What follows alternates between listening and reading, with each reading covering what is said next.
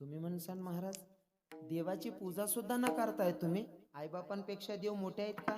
हो दादा, आईबापांपेक्षा देव नक्कीच मोठे आहेत. तर मी पटवून देईल तुम्हाला. जर मला इथं व्यासपीठावर यायचं होतं, पहिल्या पायरीवर पाय दिला, दुसऱ्या पायरीवर पाय दिला, तिसऱ्या पायरीवर पाय दिला, तेव्हा मी इथं व्यासपीठापर्यंत पोहोचला. तसंच परमार्थ करत असताना जर तुम्हाला वाटत असेल नांदुरीची सप्तशृंगी भेटली पाहिजे, तुम्हाला वाटत असेल आपली मस्जिदची देवी कोणती धनाई माता भेटली पाहिजे, शिर्डीचा साईबाबा भेटला पाहिजे, पंढरीश पांडुरंग परमात्मा भेटला पाहिजे, असं ज्यांना ज्यांना वाटतं ना, तर त्यांना मी अगोदर असं सांगेल, पहिल्या पायरीचं दैवत माय अन बाप. जोपर्यंत मायबाप कळत नाही तोपर्यंत पंढरीचा पांडुरंग, शिर्डीचा साईबाबा, शेगावीचा गजानन बाबा, ना तर तुम्हाला नांदुरीची सप्तशृंगी भेटत दादा. घरातलं दैवत ज्याला कळलं नाही त्याला बाहेरचं दैवत काय कळणार आहे? म्हणून तुम्हाला सांगेन, जीवन जगत असताना आईबापांची सेवा करा. त्यांचं मन जर तुम्ही राखलं आणि त्यांचं मन जर का जपलं ना, तर मला असं वाटतं, जुने लोक म्हणतात लोकांचं दिलेलं पुरत नाही, देवाचं दिलेलं सरत. लोकेशनं दियल पुरत नाही, देवनं दियल सरत नाही, असं लोक म्हणतात. पण मी माझ्याकडनं व्यासपीठावर शपथ घेऊन सांगतो, कदाचित देवानं दिलेलं संपतं, पण आईबापांचा आशीर्वाद संपत नाही, हा माझा विश्वास आहे. प्रश्न असतात लोकांच्या मनामध्ये, महाराज तुम्ही एवढे अंतकरणाने मायबापांचं महत्व पटवतात, मग आईबाप देवापेक्षा पुढे आहेत का? हो दादा, आहेत ना. कारण भूतलावर तुमच्यावर निस्वार्थ प्रेम करणारी व्यक्ती म्हणजे माय अन बाप. विशेष प्रेम करणारी व्यक्ती, जे तुमची उन्नती होताना बघायची ताकद ठेवतात, ते फक्त माय अन बाप असतात. संसारी लोकांसाठी सांगायलो मी, जीवन जगत असताना तुमची उन्नती होताना बघण्याची दृष्टी, बघण्याचं मन ज्यांचं असतं आणि ते आनंद व्यक्त करतात किंवा मनातल्या मनातही खुश होतात, ते फक्त मायबाप असतात. किती प्रेम करतात माहितीये का? एका पोरीचं लग्न झालं, लग्न झाल्याच्या नंतर एक मुलगा झाला. मुलगा झाल्याच्या नंतर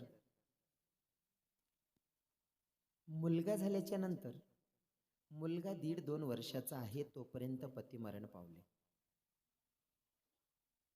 नवरा मरण पावला.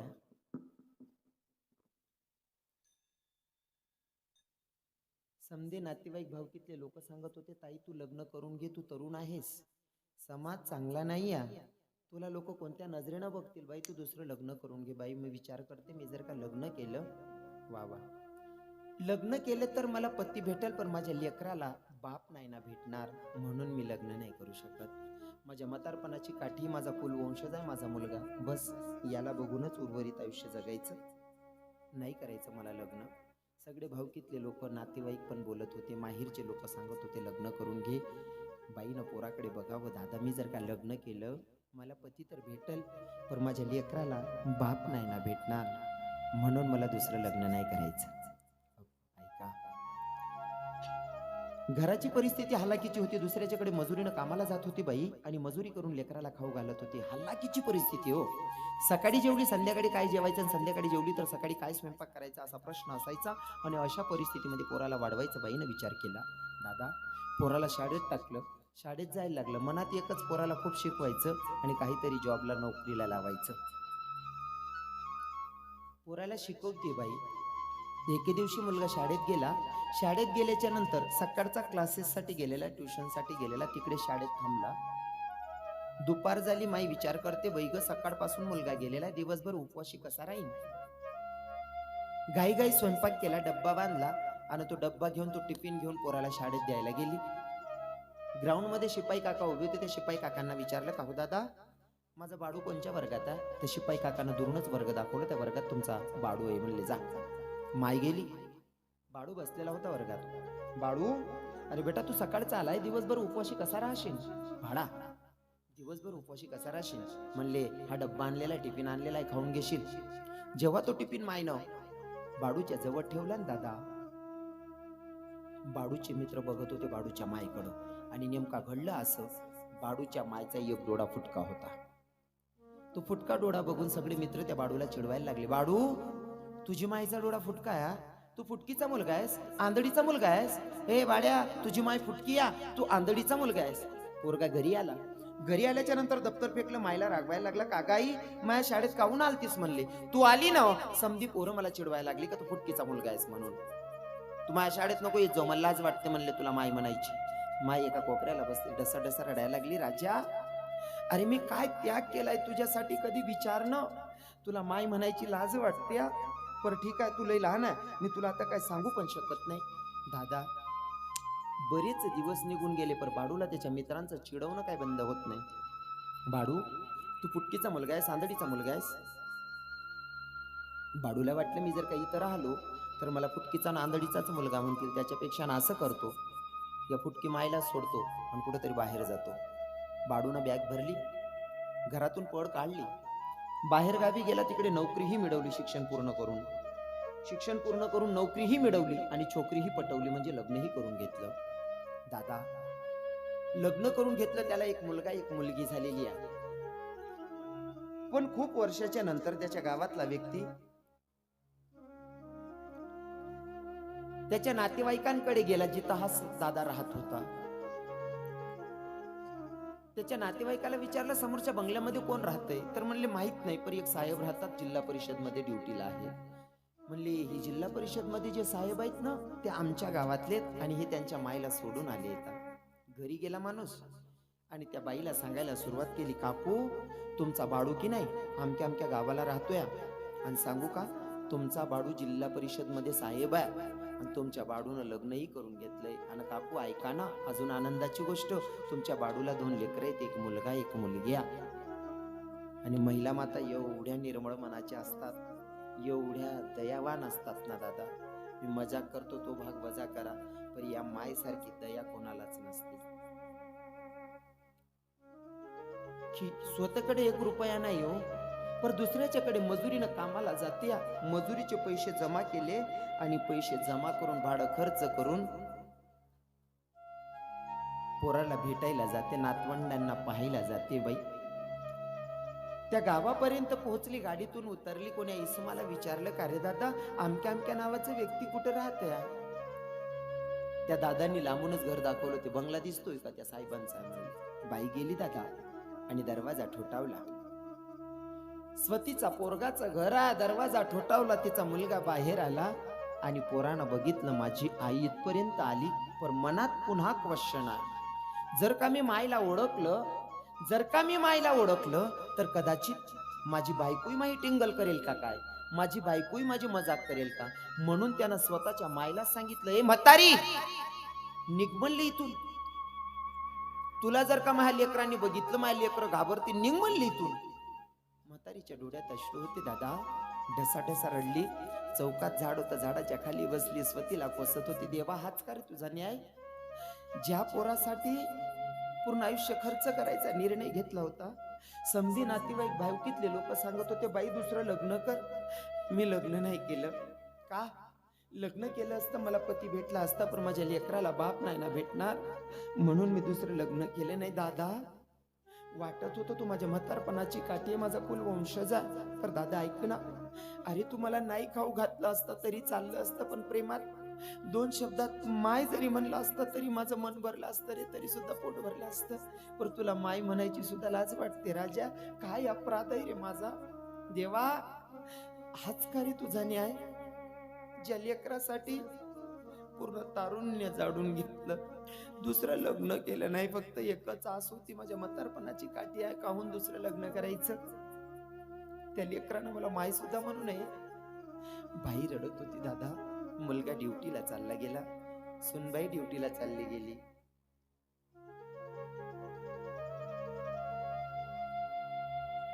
दोघं नातवंड घरात होते. त्या छोट्या दिदीनं तिच्या भावाला सांगितलं, दादा, आपल्या पप्पांनी ज्या म्हातारीला हाकलून लावलं, ती म्हातारी चौकातच बसली, चल ना, म्हातारी कोण आहे, आपण जाऊन भेटूयात. तर दोघं लेकरं जवळ गेले. दादा त्या आजीला विचारलं, आजी तू कोण आहेस? बेटा मी तुमची आजी आहे रे. मग आजी, तुला मा बापानं का नाही ओळखलं? राजा, तुमच्या बापाला लाज वाटते रे मला माय म्हणायची. का ग आजी? राजा, माझा एक डोळा फुटका आहे ना, म्हणून तुमच्या बापाला लाज वाटते. दादा, मजुरी करून आणलेले पैसे होते म्हातारीकडे, त्या पैशानं नातवंडांना चॉकलेट खाऊ घालत होती, बिस्किट खाऊ घालत होती. दिवसभर खेळवलं, 4-4:30 वाजले. नातवंडांना सांगितलं, दोघं लेकरांना पोरावो आता घरी जा, कारण तुमचा बाप ड्युटीवर नाही येईल. त्यानं जर माझ्याजवळ खेळताना बघितलं तो तुमच्यावरही रागवल आणि माझ्यावरही रागवल. म्हणले जा ना राजा. दादा दोघं लेकरं घरी आले. आई वडील आल्याच्या नंतर पप्पाला सांगायला सुरुवात केली, पप्पा तुम्ही ज्या म्हातारीला हाकलून लावलं ना, म्हातारी लई गोड होती हो, आम्हाला दिवसभर सांभाळलं, आम्हाला चॉकलेटं खाऊ घातल्या, बिस्किटं खाऊ घातली. पप्पा म्हातारी लई गोड होती हो. त्या बापानं विचारलं, साहेबानं, जिल्हा परिषद मधल्या त्या साहेबानं पोरांना विचारलं, का रे आजी कुठं गेली? पप्पा आजी कुठं गेली सांगून तर काही गेली नाही, पण आजी लई गोड होती हो, आम्हाला दिवसभर सांभाळलं, आम्हाला चॉकलेटा खाऊ घातल्या, बिस्किटं खाऊ घातल्या, पण पता नाही आजी कुठं गेली आहे. दादा कर्म घेती झोले तेथे कोणाचे ना चाले. ते जिल्हा परिषद मध्ये साहेब होता का, त्याला नेमकं त्याच्याच गावामध्ये ड्युटी लागली जिल्हा परिषद शाळेमध्ये इन्स्पेक्शन साठी. आता त्याच्याच गावी त्याला जायचंय. दादा जात असताना त्याच्या गल्लीतून जायचं होतं, शाळेत जायचा रस्ता. त्याच्या गल्लीतून जात असताना त्यानं त्याच्या घराकडे ढुंकून बघितलं, घराला भलं मोठं कुलूप लागलेलं होतं. ते कुलूप बघून बाजूच्या काकूला विचारलं, काकू माझी माई कुठे गेली? त्या बाजूच्या काकूनं सांगितलं, दादा तुझी माई कुठे गेली सांगून तर नाही गेली रे, पण तुझी माई की नाही मला एक चिठ्ठी देऊन गेली आहे. ए मावशी, माझी माय तुझ्याकडे चिठ्ठी देऊन गेली आहे ना, दे ना ती चिठ्ठी, माझी माय काय लिहून गेली आहे चिठ्ठीमध्ये, ए काकू दाखव ना लवकर. त्या बाजूच्या काकूनं दादा चिठ्ठी आणून दिली. चिठ्ठी आणून दिल्याच्या नंतर ते जिल्हा परिषद मध्ये ड्युटी करणाऱ्या साहेबांना चिठ्ठी वाचायला सुरुवात केली. चिठ्ठीमध्ये माईनं मनोगत केलेलं होतं, दादा तू मला सोडून निघून आलास, माझा काय अपराध होता रे, फक्त एवढंच ना की मी एका डोळ्यानं फुटकी होती, एक डोळा फुटलेला, हाच का रे माझा अपराध? पर दादा एकदा कधी माझा विचार केला असता तर तुला कळलं असतं रे माईचं प्रेम काय असतं. फक्त एवढाच गुन्हा बघितला, माझा एक डोळा फुटकाय, तेवढीच तुला लाज वाटत होती. पण दादा ऐक ना, मी जन्मानं आंधळी नव्हती राजा, मी जन्मानं आंधळी नव्हती रे. मग ऐक ना पिलू, तू जेव्हा 1.5 वर्षाचा होता तेव्हा तुझा बाप मरण पावला. परिस्थिती हालाकीची होती. समधे नातेवाईक म्हणत होते तुम्ही दुसरं लग्न करून घ्या. भावकीतले लोक म्हणत होते बाई तू दुसरं लग्न कर. मी कोणाचंच ऐकलं नाही राजा. का? लग्न केल्याच्या नंतर मला पती भेटेल पण माझ्या लेकराला बाप भेटेल सांगता येत नाही. आणि मी तुझ्याकडे बघितलं, मनात एकच विचार केला, माझ्या म्हातारपणाची काठी माझा कुलवंशज, याला बघूनच उर्वरित आयुष्य जगायचं असा निर्णय घेतला होता राजा. घरात खायला काहीच नाही, दुसऱ्याच्याकडे मजुरीनं काम करून तुला खाऊ घालत होती आणि तू मला सोडून निघून गेला. माझा अपराध काय रे राजा? बाळू एवढाच ना, माझा एक डोळा फुटकाय. पण दादा ऐक ना, मी जन्मानं आंधळी नव्हती पिलू. जेव्हा तुझा बाप घरातून आपल्याला सोडून गेला, मरण पावला, तेव्हाची परिस्थिती अशी होती, खायला पोटाला अन्न नव्हतं. आणि तशा परिस्थितीमध्ये राजा तू 2 वर्षाचा होता. रस्त्यावर खेळत असताना एका मोटरसायकलवाल्यानं तुला धडक दिली. तू जसा का पडला, तुझ्या डोळ्यामध्ये दगड भरला गेला राजा आणि त्या दगडाची जखम झाली. मी डॉक्टरांकडे नेलं. डॉक्टर साहेबांना सांगितलं, डॉक्टर साहेब माझ्या लेकराच्या डोळ्यातून रक्त वाहते, बघा ना काय झालंय. डॉक्टरांनी चेक केलं, मला सांगितलं काकू तुमच्या बाळूचा डोळा फुटला. दादा डॉक्टर साहेबांना सांगितलं काहीतरी पर्याय करा ना. डॉक्टर साहेबांनी सांगितलं ताई तुमचा बाळूचा डोळा फुटका एकच, याला विकत डोळा घेऊन डोळा बसवावा लागेल, नाही तर आयुष्यभर आंधळं राहावं लागेल. आता याला पर्याय नाही. दादा डॉक्टरांनी सांगितलं विकत डोळा घ्यावा लागेल आणि डोळा बसवावा लागेल. पण दादा जेव्हा तुझा बाप आपल्याला सोडून गेला तेव्हा खायला सुद्धा पोटाला अन्न मिळत नव्हतं, तर विकत डोळा घ्यायचा कसा? अरे पोटाला अन्न भेटत नाही तर विकत डोळा घेईन कसा? माझ्याकडे एवढे पैसे नव्हते राजा का मी विकत डोळा घेईन आणि तुला विकत डोळा घेऊन बसवेन. मी डॉक्टर साहेबांचे पाय धरले. डॉक्टर साहेबांना सांगितलं डॉक्टर साहेब माझ्याकडे एवढे पैसे नाही होत, विकत डोळा घेईन, माझ्या लेकराला डोळा बसवेल.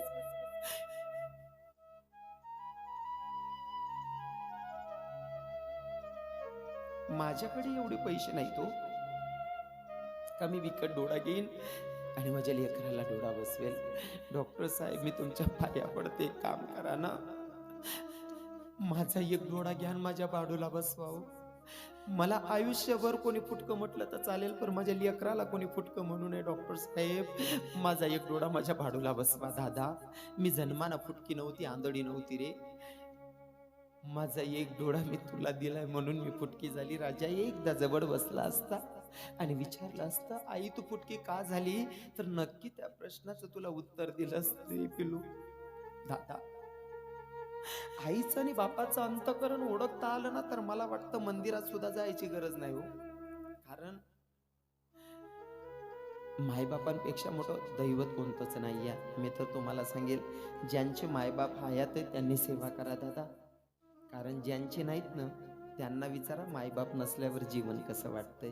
सांगू का तुम्हाला, ज्याला हात नाही त्याला विचारावं हाताची किंमत काय असते, ज्याला पाय नाही त्याला विचारावं पायाची किंमत काय असते, ज्याला डोळे नाही त्याला विचारावं डोळ्याची किंमत काय असते, ज्याला मायच नाही ना त्या लेकराला विचारा माय नसल्याचं काय दुःख असतं. आणि तसा मुलगा जर भेटत नसेल ना, माझ्यासारख्या दुखावलेल्या अंतकरणाच्या रविकिरण महाराजकडे या, मलाच विचारा महाराज तुमची माय गेली, तुम्हाला जीवन कसं वाटतंय. दादा, 2-2.5 तास तुम्हाला हसवणारा रविकिरण महाराज घरी जाऊन एका कोपऱ्याला बसून रडतो.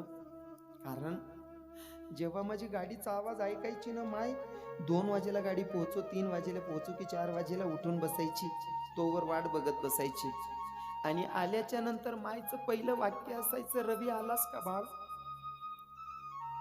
बेटा रवी किरण आलास का रे. हो गाय आलो ना. दादा जेवण करून आलाय की स्वयंपाक करू. किती वाजेला म्हणते, रात्री 2-3 वाजेला. दादा जेवण करून आलाय का स्वयंपाक बनवू सांग ना. आई मी जेवण करून आलोय ग, लोक पोटच्या पोरागत जीव घालतात. तरी मायचं वाक्य असायचं, बेटा खरं सांग ना, मी स्वयंपाक लावते काहीतरी खाणं. हे फक्त माय विचारू शकते दादा 2-3 वाजेला, दुसरं कोणी विचारत नाही. आणि अजून सांगू का, माय मेल्याच्या नंतर आपण कितीही रडलो ना, गल्लीतल्या आजूबाजूतल्या बाया येतात डोक्यावर हात फिरवतात, दादा तुझी माय गेली ना, रडू नको रे, मी तुझ्या माई सारखी आहे. काकू तू माय सारखी आहे ग वय. माय नाहीये. बाजूच्या काकून जर गावरान तुपाचा शिरा खाऊ घातला ना दादा, त्याच्या कण पोट भरत नाही. मायनं नुसतं येऊन डोक्यावर मायेचा हात जरी फिरवला तरी सुद्धा पोट भरत हो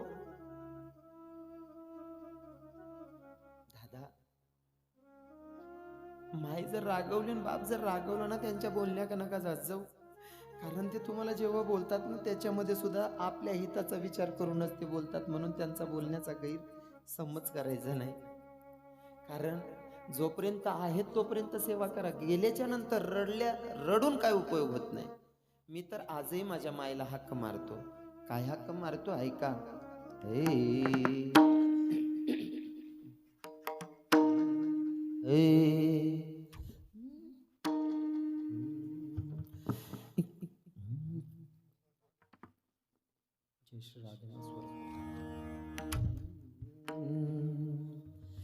कशाला गेली आई सांग स्वर्गाला, कशाला गेली आई तू स्वर्गाला, कोण वागीन तुझ्या या लाडक्याला. कशाला गेली आई सांग स्वर्गाला, कोण वागीन तुझ्या या लाडक्याला. जमले असतील नातेवाईक शेवटच्या भेटीला, 2 दिवसात विसर पडेल आई तुझ्या या गोष्टीचा. सोडून गेली आई तू वनवासाला, अग कोण वागेल तुझ्या या लाडक्याला. कशाला गेली आई सांग स्वर्गाला, कोण वागेल तुझ्या या बाळाला. अजून सांगू का दादा, कधी कधी स्वतःला प्रश्न पडतो, मी माझ्या माईला हक्क मारतो. आणि मला ना मायबापांचं महत्त्व सांगत असताना कोणाची कॉपी करायला आवडत नाही. मी स्वतःच गीतं लिहितो. मी माझे भाव व्यक्त करत असताना एकच सांगतो काय, माडी भेट दे माले मनी शपथ शे तुले, जीव लागसवो आई जुर्निले, जीव लागसवो माडी जुर्निले. अजून सांगू का, अनमाय गे परतून ये ना पुन्हा, असा काय माझा झाला गुन्हा, वाईट वाटते मना, अनमाय गे परतून ये ना पुन्हा, आई ग परतून ये ना पुन्हा. दादा ज्यांच्या हयात आहेत त्यांना एकच रिक्वेस्ट असेल, आईबापांची सेवा करा, कारण त्यांच्यापेक्षा मोठं दैवत जगात कोणतं नाही आहे. आणि शक्य झाल्यास तरुण भावांना सांगेल, आजचा कीर्तनकार नाही, तुमचा लहान किंवा मोठा भाऊ समजा आणि दादा निर्व्यसनी जीवन जगा. दारू पिऊ नका, गुटखा खाऊ नका, कारण या गुटख्याच्या पायी दारूच्या पायी तरुण पोरी विधवा झाले आहेत. म्हणून तरुण भावांना सांगेल, दारू पिऊ नका, गुटखा खाऊ नका, कारण या गुटख्यामुळे कॅन्सर होऊ बरेच तरुण पोरं मेलेत. बाकीच्या लोकांना थोडं जड जात असेल, पण तुमच्या पाया पडून सांगतो, कोणच्या भावाला असं वाटतं माझ्या बहिणीचं लग्न दारू पिणाऱ्या पोराबरोबर झालं पाहिजे? कोणच्या भावाला वाटतं? वरती बोट करून सांगा मला. तुम्हाला नाही ना वाटत दारुड्या पोरासोबत आपल्या बहिणीचं लग्न करायला पाहिजे? तुम्हाला जर वाटत नाही दारुड्या पोराला आपली बहीण द्यायला पाहिजे, दुसरा जर त्याची बहीण कसा देईल तुम्हाला, जर तुम्ही दारू पित असाल तर? फक्त स्वतःच्या मनाला क्वेश्चन करायचा, उत्तर आपल्यातच सापडतं, नाही का? सगळ्यांना सांगेल, आईबापांची सेवा करा, निर्व्यसनी जीवन जगा, घडलेली सेवा जगाच्या मालकाच्या चरणी समर्पित करूया. ज्या संतांनी मला तुमच्यापर्यंत निरोप सांगायला पाठवलं त्या संतांचं आधी भजन करेल, पर तत्पूर्वी अजून एक विनंती असेल माझी.